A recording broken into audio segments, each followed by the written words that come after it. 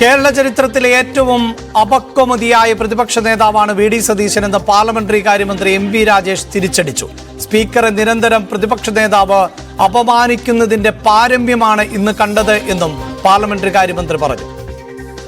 ഫെയറിനെതിരായി ബഹുമാനപ്പെട്ട പ്രതിപക്ഷ നേതാവ് തുടർച്ചയായി അധിക്ഷേപങ്ങൾ നടത്തിക്കൊണ്ടിരിക്കുകയാണ്.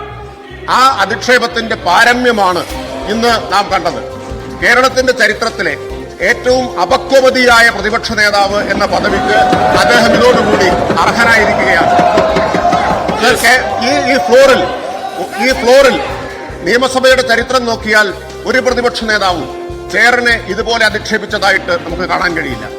അങ്ങ് ശക്തൻ കൗൾ ഉദ്ധരിച്ചുകൊണ്ടാണ് അങ്ങയുടെ ഡിസ്കഷണറി റൈറ്റിനെ കുറിച്ച് ഒരു ചോദ്യത്തിന്റെ അഡ്മിസിബിലിറ്റി സംബന്ധിച്ച് ശക്തൻ കൗൾ ഉദ്ധരിച്ചുകൊണ്ട് ഇവിടെ വ്യക്തമാക്കുകയുണ്ടായി.